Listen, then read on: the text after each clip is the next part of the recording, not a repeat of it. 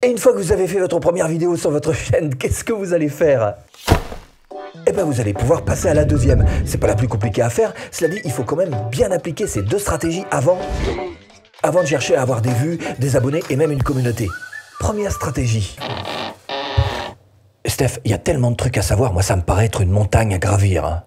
Alors, attends, si tu veux devenir youtubeur pro en peu de temps, il y a quelques priorités à bien définir. Si tu te lances sur une route sans savoir à quoi correspondent les couleurs d'un feu, eh ben tu vas pas faire long feu. Et bien sur YouTube c'est pareil, tu dois te lancer en connaissant le code de la route. Et TubeBuddy te l'explique très bien. TubeBuddy t'explique comment trouver les bons mots-clés pour toi et t'aide à trouver un titre qui va booster ta vidéo en lui donnant des notes pour t'aiguiller. Ça c'est la base, parce qu'encore une fois, personne ne se lance sur la route sans connaître son code. Donc le conseil, le premier, c'est d'utiliser cette extension pour votre navigateur. Je vous mets là-dessous le lien TubeBuddy, comme ça vous l'aurez en 30 jours en version pro, gratuite. Puis vous allez taper Stéphane Lacoste TubeBuddy sur le moteur de recherche YouTube et vous suivez tout simplement la vidéo pour vous apprendre à vous en servir. Ça c'est un conseil accessible à tous et en plus c'est gratuit. Donc première compétence que vous devez absolument posséder, celle du SEO, du référencement dont on vient de parler. Deuxième compétence, c'est tout ce qui a rapport avec l'enregistrement. Évidemment, l'enregistrement c'est un point super puissant pour vos vidéos. D'abord votre présence à l'écran, être à l'aise en vidéo, développer votre charisme. Le conseil, faites tout simplement des vidéos sur votre smartphone, surtout sur rien, pour un oui, pour un non. Faites tout un tas de... Vous ne le montrez à personne évidemment, ce sera juste notre petit secret, mais ce sera un excellent terrain d'entraînement pour vous. Ensuite le son. Et c'est pas pour rien que je vous mets le son en deuxième position. Vous faites une vidéo avec un son raté, la fatigue auditive va faire que les gens vont très vite quitter votre vidéo. Alors que, par exemple, vous faites une vidéo avec une image vraiment pas terrible, si le son est bon, les gens vont rester.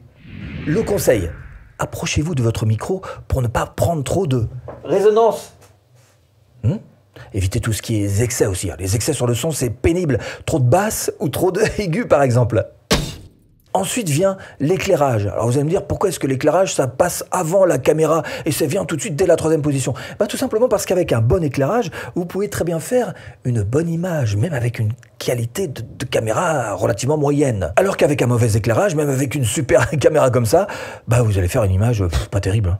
Ou dit autrement, même avec une caméra moyenne, vous pouvez très bien vous en sortir très honorablement si vous maîtrisez votre éclairage.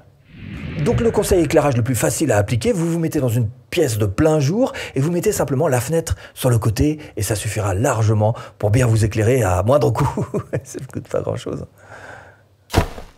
Et pour terminer, la caméra. Et vous voyez bien que ça n'arrive qu'en 4e position seulement pour tous ces conseils sur l'enregistrement.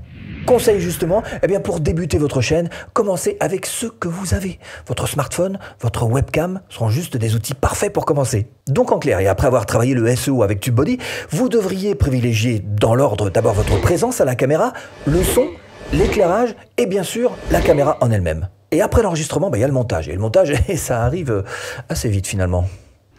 Pour votre montage, surtout si c'est votre deuxième vidéo sur YouTube, je vous recommande de rester simple. Pas d'effet hollywoodien, pas de générique interstellaire, pas de transition intergalactique. Non, juste de la simplicité. La simplicité, c'est la base de l'efficacité. Le conseil, faites des cuts. Un cut, c'est ça.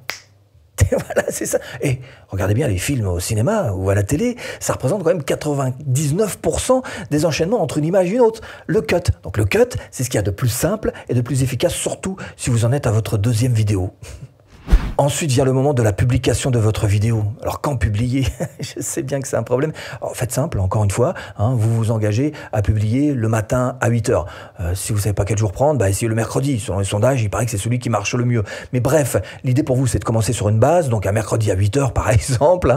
Et puis au bout d'un moment, grâce à vos statistiques, vous pourrez voir à l'intérieur de ce petit menu, il y a marqué audience, vous verrez exactement quelles sont les heures sur lesquelles votre audience est sur YouTube. Et donc c'est là que vous pourrez vous aider de ça. Mais en attendant, mercredi 8 h, c'est bon. Le conseil, le moment de publier, c'est pas ce qu'il y a de plus important finalement. Le plus important, c'est que vous arriviez à trouver un créneau qui vous convienne. Parce que votre chaîne, elle n'est pas là pour 15 jours, elle est là pour 1 an, 2 ans, 5 ans, 10 ans, je vous le souhaite. Donc effectivement, il faut que vous soyez à l'aise dans votre vie quotidienne avec l'heure que vous allez choisir.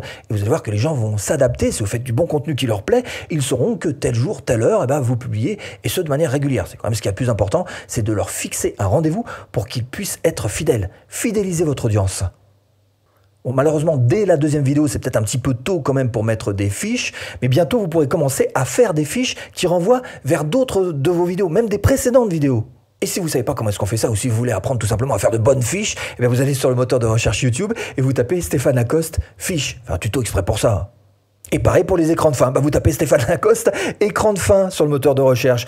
Alors attendez quand même d'avoir quelques vidéos sur votre chaîne avant de pouvoir appliquer ce type de stratégie que je vous montre dans cette vidéo sur les écrans de fin. Et Steph, c'est cool là tous tes conseils, mais j'aimerais bien avoir quelques conseils plutôt stratégie pour ma chaîne, t'as ça, Ah oui, t'es comme ça, toi, tu veux te lancer directement sur les stratégies dès la deuxième vidéo. Bon, alors t'attends quand même d'en avoir quelques-unes, une petite poignée, et puis là, ce que je te recommande de faire, c'est de faire quelques essais. Il est possible qu'au tout début de ta chaîne, tu as encore mal défini la thématique, la niche vraiment que tu vas chercher à viser grâce à ta chaîne YouTube. Auquel cas, le mieux, effectivement, c'est de se lancer dans quelques essais. Prenons l'exemple du jardinage. Si tu fais ta deuxième vidéo sur ce thème, le jardinage, c'est beaucoup trop large pour ta chaîne. Il faut absolument affiner, préciser ta thématique. Arbres, fruits, potager, salade. Eh ben, c'est pas vraiment la même chose, c'est pas le même projet. Le conseil, d'abord essaye d'éclaircir un peu le sujet en toi. Si tu attaques le marché des tomates cerises, c'est pas du tout la même chose que le marché des tomates en hiver. Donc éclaircis ça en toi. Et deuxième conseil, une fois que tu as clarifié tout ça au fond de toi, tu vas pouvoir commencer à faire des tests pour voir ce qui fonctionne le mieux sur ta chaîne. Alors tu vas pouvoir tenter, je sais pas, des tomates cerises en appartement ou des tomates cerises en pot. Bon, en tous les cas, il faut faire des tests, ça c'est sûr. Tiens, et puisqu'on est dans les tests, tant qu'à faire, autant aller jusqu'au bout. Une fois que tu as une bonne vingtaine de vidéos qui sont en place, tu vas pouvoir commencer à travailler sur tes formats, voir un petit peu ce qui fonctionne le mieux sur ta chaîne. Ça peut être par exemple des vidéos traditionnelles, mais plutôt de 5 minutes, plutôt de 20 minutes, plutôt d'une demi-heure, qui sait. Pourquoi pas tenter des shorts? Pourquoi pas tenter du live ou encore des podcasts? Il y a plein de possibilités, mais il faut absolument tenter des formats. Et si tu veux aller plus loin et vivre de ta chaîne YouTube, ce que je te propose, c'est tout simplement de cliquer là pour rejoindre cette formation offerte. À tout de suite. Et si tu cliques.